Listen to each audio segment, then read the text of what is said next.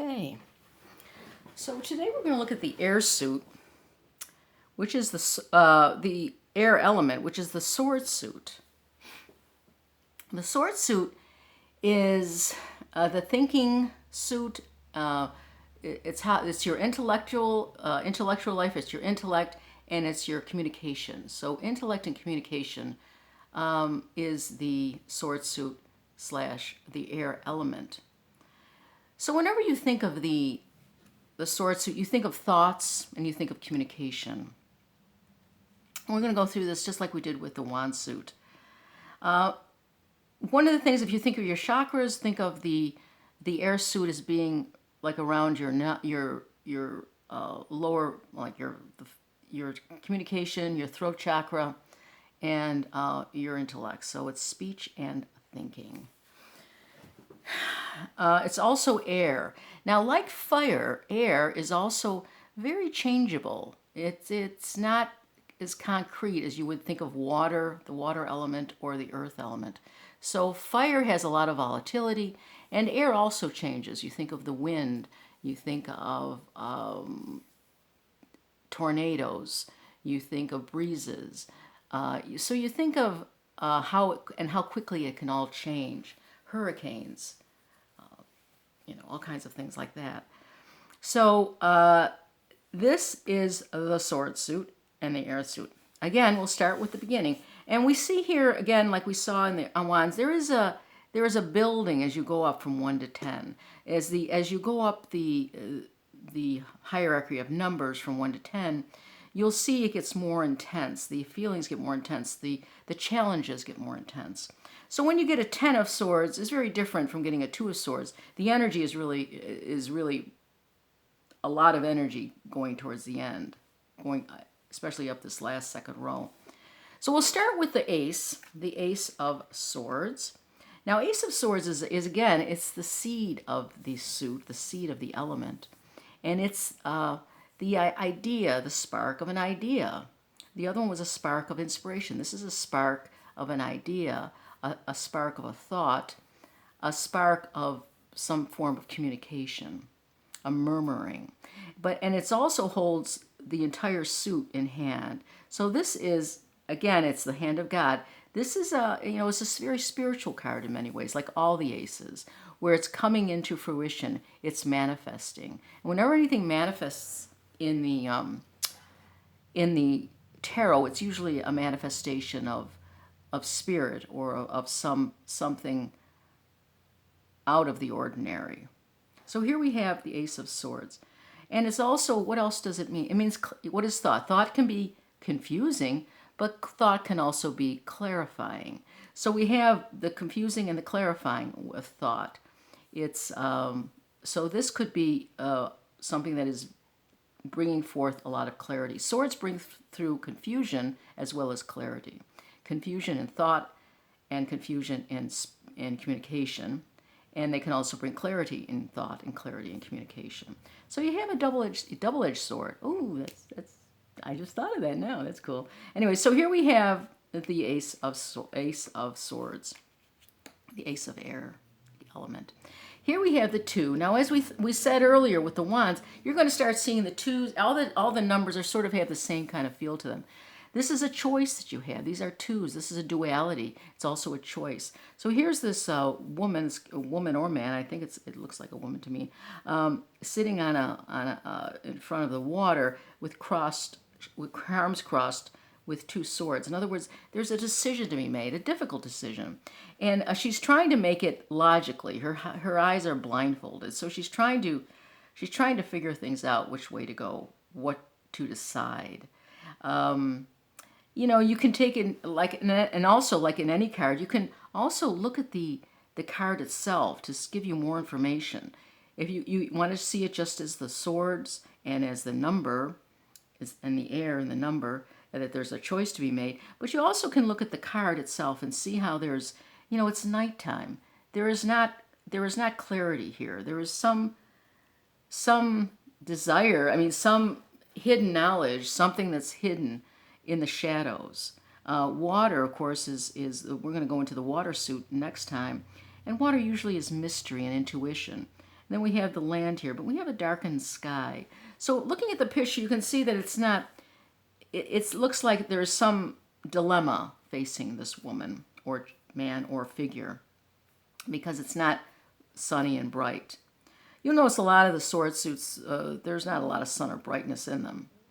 It's how our minds play trick on us. It's about how our communications can be difficult to communicate, misunderstandings with communication, and thought can also be, one of our worst enemies. We can think things that cause a lot of stress within us, a lot of fears, and a lot of confusion that is all in the head. And so this suit expresses that quite vividly, clearly. So here we have a choice to be made. Now what happens with the threes, like every three, there's a breakthrough of some kind. There's a change of some kind. Again, it's that active energy, that active male energy, breaking through from the twos to the threes. Now in this particular case, you have the Three of Swords, and it doesn't look good. It's very cloudy, the skies.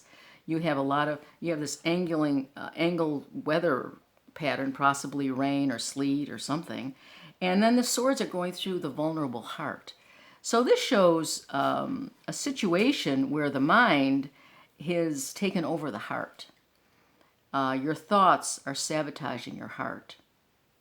Now, that is, when someone gets this, it's difficult, it's difficult to see this and difficult to read this for some people. But like everything, this could be the relinquishing of a difficult time where it's happened, and hopefully you can get out of this. Maybe there's some acknowledgement. Yes, this was a difficult situation I put myself in. But whenever there's a difficult situation, guess what happens? You go from a 3 to a 4. So after we go through the difficulty of the hearts of this particular Three of Swords, with the mind piercing the heart, the mind kind of sabotaging the heart, we come here with the Four of Swords, which again, now we're talking about stability, we're talking about receptivity, we're talking about stepping back and looking at a situation more calmly. And so from the Three of Swords, we come into a respite of some kind. There's this warrior resting in a church. You could interpret him as being dead or dying, but often it's interpreted as someone relaxing or someone resting, someone meditating. This is one of your meditation cards. There's many meditation cards in the tarot deck, and this would be one of them that I would define as one of them. So here we had a difficult time where the mind took over the heart and is causing some issues. It's not stable, but it's also a time of creativity. It's also a time to think of something in a different way. And here we come into the fours, which again is very stable. And we come into where you're getting a break from this overthinking. And so that's the fours, the overthinking. Now we get into the fives. Now it's interesting because here we see some, people are pretty much alone, but here we see other characters in the card. A 5. Again, 5, as we spoke about with the wand suit, is change. You have the stability of the fours. You have the fifth sword breaking through, breaking up the fours, unsettling the fours. So now we have 5s. Now in the card itself, it shows a lot of things. It shows a jagged sky. So we see some disruption in the sky. We see people leaving. There's been some separation. There's been some maybe argument, or someone won. He's got a bit of a smile on his face. Someone won at the cost of someone else. You can gather a lot from this picture. So you can look at the picture again, or you can look at the number 5 and the swords, which is thought or communication, and how there may be some change in that area. So you can take it in both ways. Again, it's a active energy because it's a 5. So then we have the 6 of Swords. 6 again is an even number. It's a settling down. And here we see sort of a sort of a calming kind of picture. This woman is huddled over, so you kind of wonder about that. But the sky, the waters are blue. There's roughness here, but it's smooth as they go on. And she's being taken to hopefully maybe a better place. She has her thoughts with her, but she's moving on. She's not struggling here in this picture, just like no one's struggling in that picture. So the Six of Swords, and it also means maybe going on a trip or getting away from a bad situation. So you can, again, look at the picture. You can just look at the number. You always look at the suit, the sword suit. We're talking about thoughts or communication. And maybe she has chosen to take her thoughts and not communicate and maybe leave a situation, which would show that very, very clearly. Then we get into the sevens. The sevens, again, is an odd number. It's breaking through the calmness of the sixes. And here we have a personage leaving with swords. It looks like he's stealing the swords. Now, maybe you'll look at it and say, no, he's just, well, maybe he's taking what's his. Maybe he's moving things. You know, you can look at it any way you want. But seven, again, is that disruption, a certain disruption from the six. It's moving again into a changeable situation. And again, as we go up these numbers, you'll see how the energy is getting more intense. Where earlier it's all about interior anguish, perhaps. And then we have anguish. This could also be taken as interior, but it could also be taken exterior. Maybe there are exterior forces that are playing on the people. Then we get to the highest of the swords, the 8, the 9, and the 10. And here's where it gets even more difficult for the person. We see a lot of drama in the last four sword numbers, 7, 8, 9, and 10. Here we see a personage, a woman, I would think, could be a man though, I guess, who is bound and tied up, surrounded by swords. Feels trapped to me. It looks like she's trapped or he's trapped. So he's gone through, you see how all the struggles these people go through, this sword suit and the air suit, which is the communication and thought suit. And then we have someone who is really kind of found themselves in a really isolated situation where there's entrapment, self-entrapment. This is the thought and communication suit. So we have the thoughts that are playing on us, our lack of communication skills, or the inability to communicate what we really feel. So these last three cards are very interior. They're a very interior aspect of the tarot, and it's anguish, and it could be a lot of shadow work where you're doubting yourself and you're not unsure of yourself, and you lost a certain amount of control, you think.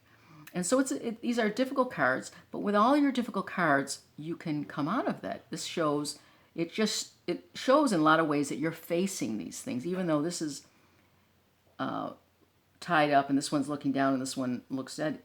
This is also a time for growth whenever you get these cards as well. So, because we know from our own lives, just basically our lives, when we have challenges, that's when we grow the most. So here we have this entrapment. Now it is an 8, so it's stable, which kind of means to me like she's really caught in a situation where she sees no way out. There's a stagnancy here with this card because it's an 8. It's not moving forward. It's almost holding in on it's holding its own and not moving forward because it's so mired in difficult thinking thoughts, communication problems, and unable to move forward. Now here we go to the 9. Now we have a 9 is this active energy, and it's active energy. She's not doing much here, but this is known as the nightmare card. So this is something that is keeping you up at night, thoughts that are keeping you up at night. I mean, how often are we kept awake at night because of our thoughts? That's the Nine of Swords. It's not a mystery. You know, it's like we have difficulty sleeping when we have a lot on our mind. And this is the card that shows that. And if you were to see this in a reading, you could say, well, this shows that maybe you've had a lot on your mind, or maybe I've had a lot on my mind. And then I would explore that with myself or with another person. Like, what could this be? And how do we remedy this situation here? So this is not as active as a lot of nines are, but it is a time for growth because you can then face your fears. It's a time that you'll be awake, and maybe it's time to face your fears. You won't be sleeping. You won't be sleepwalking through your problems. You'll be awake and thinking about them. When you start giving them your thought and your attention, that could be the way you heal. So then we go to the Ten of Swords. And the Ten of Swords is always a very unusual card to get, especially if you're reading for someone. You say, well, that doesn't look good. And but there's two ways of looking at it. Like you've been stabbed so much that it's overkill, and you are just down for the count, and will never get up. But that also could mean that the thoughts that have been driving you in, your circular thinking, the thoughts and the problems you've had with communication, has finally come to an end. These swords have finally, they've ended whatever problems you had. It's over with that, and now it's time for something new. Because this is also a new beginning. It's the end of a cycle and a new beginning. So you can, people read this with the sunlight coming up and the new day starting in the background. But I mean, I don't think you even have to go that far. I think you can just see the swords and say, basta. I've had enough. I've wounded myself enough. I've driven myself so crazy that I'm ready to just end it and move on. So because we do, a lot of us, I think all of us, well, I could just speak for myself. We can go round and round on this merry-go-round with our thoughts that just habitual thoughts that are negative and not positive and self-sabotaging. So in a way, it's this card could be, okay, you've been sabotaging yourself, your thoughts, it's time to just let that go. And you see this thing, you just let it go. You're not going to do this anymore. You're not going to be a pincushion anymore. Let it go. So here is the sword suit, also known as the air element. The air element means communication and thoughts, intellect.